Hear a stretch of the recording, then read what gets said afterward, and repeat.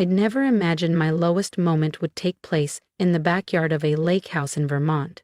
But there I was, 30 years old, wrists tied behind a splintered dock post, barefoot on cold flagstone, surrounded by relatives who once pretended to love me. Laughter echoed like static, sharp, cruel, inescapable. My father stood nearby, swirling a scotch like it was just another family get-together. He raised his glass toward me, grinning like he was proud of some cruel punchline. "You've always been a disgrace, Camille," he said, loud enough to entertain the crowd. "A parasite with no spine." A few uncles laughed. My cousin pulled out her phone and hit record. I stood still, not flinching, not speaking. They wouldn't get the satisfaction. My mother sat in a wicker lounge chair by the fire pit, pretending not to watch. But this entire performance, it was her idea. "You always thought you were better than us," my sister Vanessa muttered as she passed in her silver cocktail dress. "You're just pathetic." My knees trembled, my pride was ashes. I'd been labeled the black sheep, the soft one, the failure. And then, the sound. A deep, smooth engine rolled up the gravel drive. Conversations froze, jaws slackened. A black Rolls-Royce came to a stop at the gate. The engine clicked off, doors unlocked, and out stepped him. Alexander Reed. 6 months vanished from memory in a breath. He stood tall, regal, deliberate, in a charcoal wool suit that looked custom-grown, not tailored. His eyes scanned no one but me. My pulse faltered. He strode toward me, every step cutting through the thick, shame-soaked air. Guests parted without thinking, like the tide making room for a storm. He stopped, right in front of me. His jaw clenched at the rope digging into my skin. "Camille," he said, his voice low and lethal. "Who touched you?" Gasps spread like fire. "You'll ones." My father blinked, as if Alexander had spoken in some foreign dialect. My mother shot to her feet, her chair screeching across the stone tiles. Alexander didn't wait. He slid a slim blade from inside his coat. Quiet, clean, and cut through the rope binding my wrists like it was thread. I didn't even exhale. I couldn't. I just stared, stunned, as he gently took my hand, lifted it, and kissed the raw bruises, with such care that my throat locked tight. Then he turned to face the crowd. "This woman is my wife," he said, voice smooth and lethal, "and I want to know which one of you thought tying her like an animal was acceptable." The yard froze. Vanessa's wineglass cracked against the patio. My mother whispered, "Wife?" as if the word offended her very lungs. My father's mouth opened but no sound emerged, and then came the line that turned smugness into shock. "This house? I bought it last week." He glanced at his watch. "You've got 15 minutes to leave." I watched it happen. Shot crashed through self-righteous faces like a wave. My father stood stunned, glass dangling from limp fingers. My mother blinked like gravity had abandoned her. And Vanessa? She looked at Alexander like she'd just seen a ghost walk through fire. I rubbed my wrists as Alexander turned to me, softer now. "Did you ever tell them?" I shook my head. I hadn't. Not about the businesses we built. Not about the debts I'd paid. Not about anything. He looked at the frozen crowd. "Camille didn't say anything because she's still more loyal to this family than any of you ever deserved." And then, quieter, this house was in foreclosure, taxes unpaid, creditors circling. She drained her savings, sold her car, just to buy you more time. The same people who mocked my thrift store shoes now stared at me like strangers. And for the first time, I didn't look away. The same people who once called me a charity case now stared at me like I was a stranger. Like I'd slipped through their fingers and become someone they never bothered to understand. When the final foreclosure notice came, Alexander continued, "Camille called me, not to beg, not to whine." He looked around the yard, his voice low but pointed. "She asked me to buy the house quietly, so your precious pride wouldn't suffer." My father suddenly snapped, voice raised in disbelief. "You're lying." Alexander didn't blink. "Am I?" He reached into his suit pocket and pulled out a folded document. A deed. He handed it to my father. You signed it yourself. My father's hand shook as he opened it. He scanned the page, and I saw the moment his eyes froze on his own signature. Ale. From the day he signed over the property to a private investor, trying to save face. That investor was Alexander. My mother rushed forward, her voice sharp with panic. You deceived us. No, I finally spoke. My voice cracked, but it cut through the silence like glass. I saved you, and you tied me to a post. Alexander turned to the group, his voice steady. You didn't raise a failure, you raised a woman who gave everything to keep you afloat. She sacrificed her future to preserve your past, and this is how you repay her? He didn't need to shout, the truth did all the heavy lifting. Then he finished, cool as ice. You have 15 minutes to collect your things. After that, the locks change. And for once, they listened. No yelling, no tantrums, just stiff silence and scrambling hands. The same people who used to bark orders at me were now snatching up their designer bags and coats, avoiding my eyes. My mother, the one who once said I was the reason our family had no standing, walked past me like I was a ghost. But I wasn't a ghost anymore. I was the one holding the keys. She never got to live her dreams. Couldn't even look me in the eye. Vanessa, my sister, the one who mocked my clothes, my quiet nature, my unimpressive little job, tried to walk past me, like I didn't exist. But Alexander wasn't going to let her pretend. He stepped directly in her path. Vanessa, he said evenly. Apologize. She blinked, like the word had no meaning. Excuse me? He didn't raise his voice, didn't flinch, just repeated, apologize. You filmed her. You laughed while she stood there tied up in front of strangers. You humiliated your own sister. Now apologize.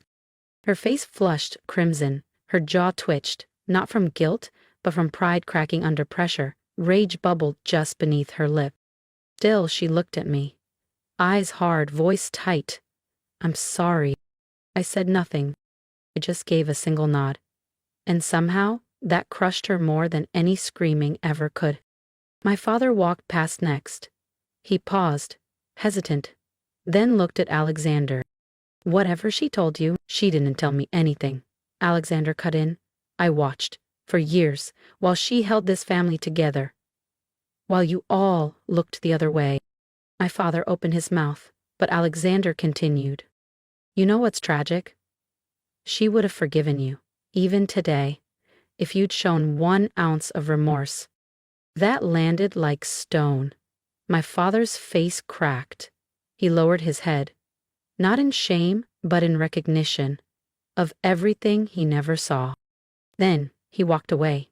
No hug, no apology, just silence. And somehow, that was enough. When the final car rolled down the gravel drive and the yard finally hushed, it was just me and Alexander beneath the late summer sky. He reached out, brushed a strand of hair from my face. You all right? I nodded. Slowly. I think I am now.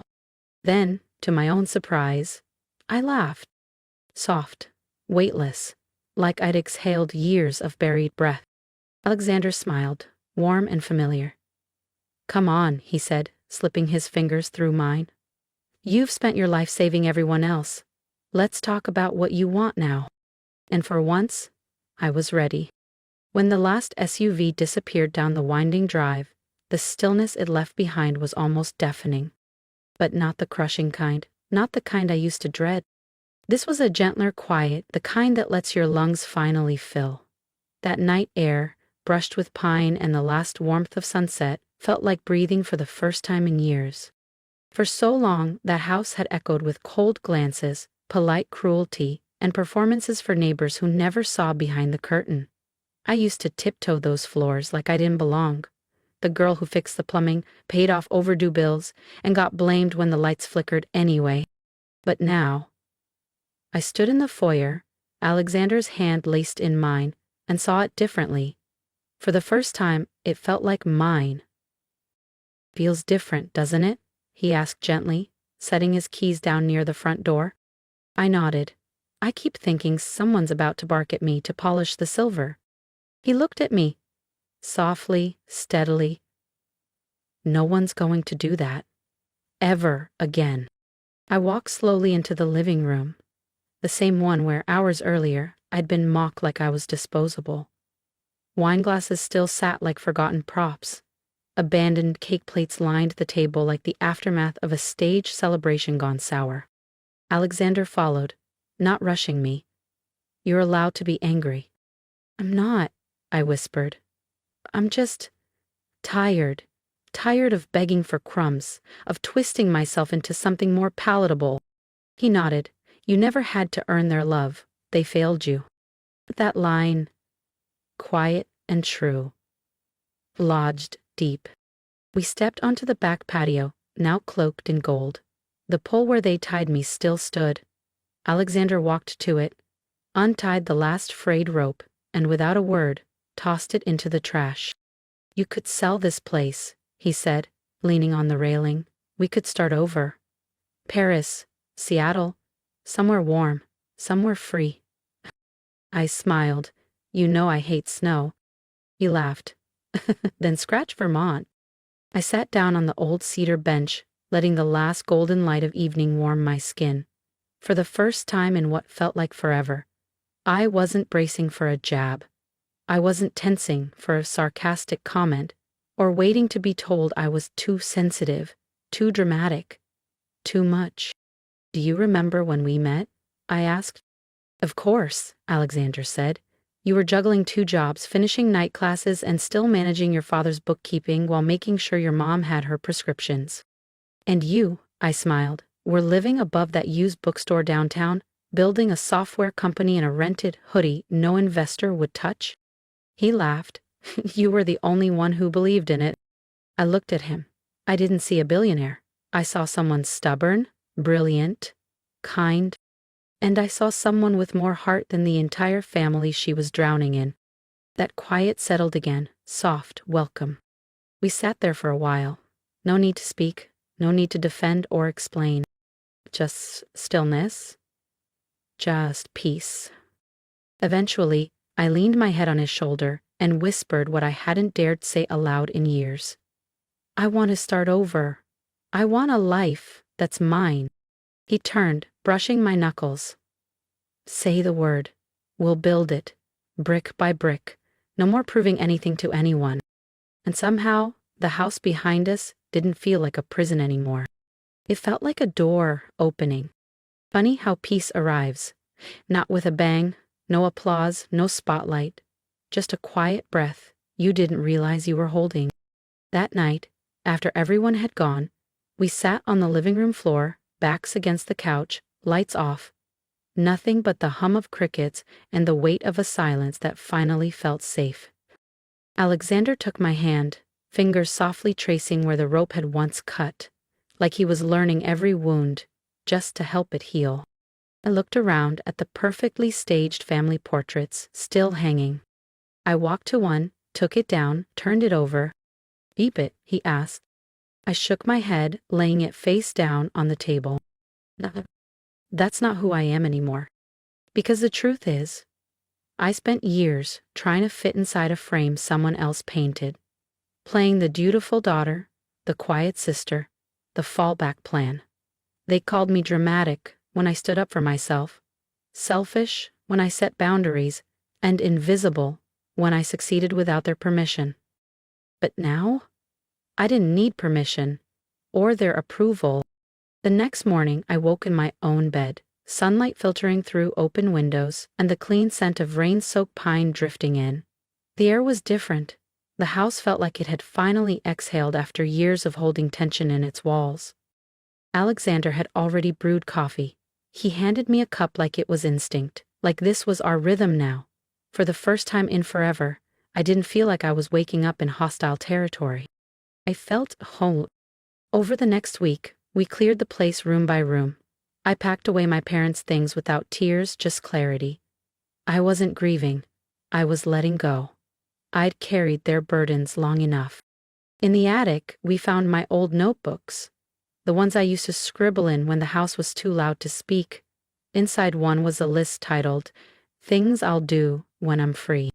Alexander leaned over my shoulder and smiled. "Learn to paint a sunset?" he teased. I laughed. I didn't say they were big dreams, just mine. "Then let's get you some paint," he said, kissing the top of my head. We turned the dusty study into a bright art room. He built the shelves himself. I filled them with messy canvases and forgotten colors. Every stroke felt like a part of me returning. We started eating dinner at the old oak table, the same one where shame used to sit between us. Now it held candles, fresh bread, stories, and warmth. One night, Alexander came home with a key and dropped it into my hand. A cabin, up north. Lake view. No neighbors, just sky, trees, and quiet. I looked at the key. "You're not running away, are you?" He shook his head.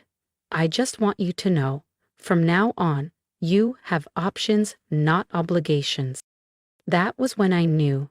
This life was mine now, not borrowed, not earned through sacrifice. Just mine. A few months later, a wedding invitation arrived. A cousin's engagement. My name was spelled wrong. The envelope read, "Camille and guest, if any." Alexander raised an eyebrow. "Want to go?" I smiled. "No, but I do want to send something." I pulled out a photo. Me and Alexander at a global tech summit, smiling beside his innovation award. I signed the back. "From the useless child. Thank you for setting me free." I slipped it into the envelope. No bitterness, no vengeance. Just truth and peace. Now when I wake, I water my herbs. I paint. I walk barefoot on the porch with coffee in hand while Alexander hums off-key and flips eggs in the kitchen. We laugh, not because life's perfect, but because it's finally real. I don't know where we're heading. I don't need to. All I know is the girl they tied to a post that day, she's gone. In her place stands a woman with her own voice, and a love that never asked her to shrink. And if I could speak to that broken girl, bruised, humiliated, barely standing, I'd whisper, "Hold on, you're not finished yet. The best part's still coming." If my story stirred something in you, if you've ever felt overlooked, silenced, or told you're too much or not enough, leave me a comment. Tell me what part of this journey resonated with you. Because I promise you're not alone. And maybe, just maybe, if we speak up together, someone else will find the strength to stand up too. I spent years shrinking myself to fit into rooms I was never meant to stay in. Don't do that. Don't wait for someone else to validate your worth. Start now. Build your version of peace, brick by brick, word by word, color by color. If you believe in second chances, in quiet strength, and in becoming the hero of your own story, then I'd love for you to be part of this community. Like, comment, and subscribe. Because healing doesn't happen in silence, and neither does the next chapter. Let's turn the page together.